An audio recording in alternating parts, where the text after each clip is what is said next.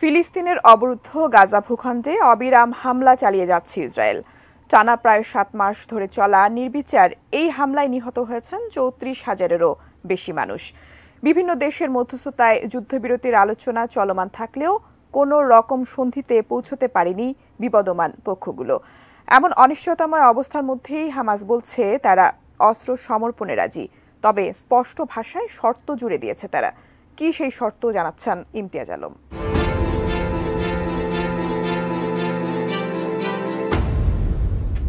Israeli হামলায় হাসপাতাল, school, শরণার্থী শিবির, মসজিদ, গির্জাসহ হাজার হাজার ভবন ক্ষতিগ্রস্ত বা ধ্বংস হয়ে গেছে। তবে এরপরও ফিলিস্তিনি স্বাধীনতাকামী সশস্ত্র গোষ্ঠী হামাসকে পরাজিত করতে পারেনি ইসরায়েল।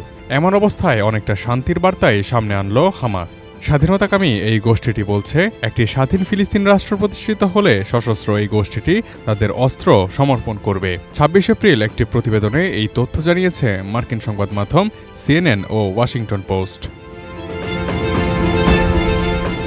প্রতিবেদনে বলা হয়েছে, 1967 সালের যুদ্ধে ইসরায়েলের দখল করা অঞ্চলগুলোতে ফিলিস্তিনিরা একটি স্বাধীন রাষ্ট্র পেলে হামাস ইসরায়েলের বিরুদ্ধে সশস্ত্র সংগ্রাম ছেড়ে দিতে পারে বলে হামাসের কিছু কর্মকর্তা ইঙ্গিত দিয়েছেন। CNN বলছে, সশস্ত্র এই গোষ্ঠীটির কিছু কর্মকর্তার দেওয়া এই বার্তাটি হামাসের অবস্থান কিছুটা নরম হওয়ার ইঙ্গিত দিচ্ছে। কারণ গাজা ভূখণ্ডের শাসন ক্ষমতায় থাকা এই দলটি দীর্ঘদিন ধরে ইহুদি রাষ্ট্র তথা ইসরায়েলকে ধ্বংস করার আহ্বান জানিয়ে আসছে। সানবিট সব দিবে সামাল। সানবিট ম্যাজিক প্রেস ডিশওয়াশিং এর মাথা ঘোরানো সলিউশন।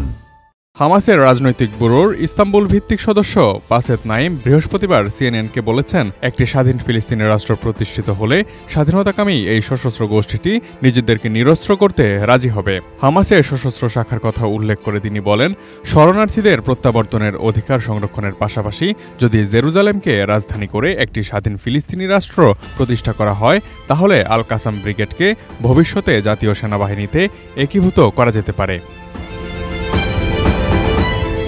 অন্যদিকে হামাসের একজন শীর্ষ রাজনৈতিক কর্মকর্তা দ্য অ্যাসোসিয়েট প্রেসকে বলেছেন, ইসলামিক এই গোষ্ঠীটি ইসরায়েলের সঙ্গে 5 বছর বা তার বেশি সময়ের যুদ্ধবিরতিতে সম্মত হতে ইচ্ছুক এবং 1967 সালের আগের সীমান্ত অনুযায়ী একটি স্বাধীন ফিলিস্তিন রাষ্ট্র প্রতিষ্ঠিত হলে তারা তাদের অস্ত্র সমর্পণ করতে এবং রাজনৈতিক দলে রূপান্তরিত হতে ইচ্ছুক।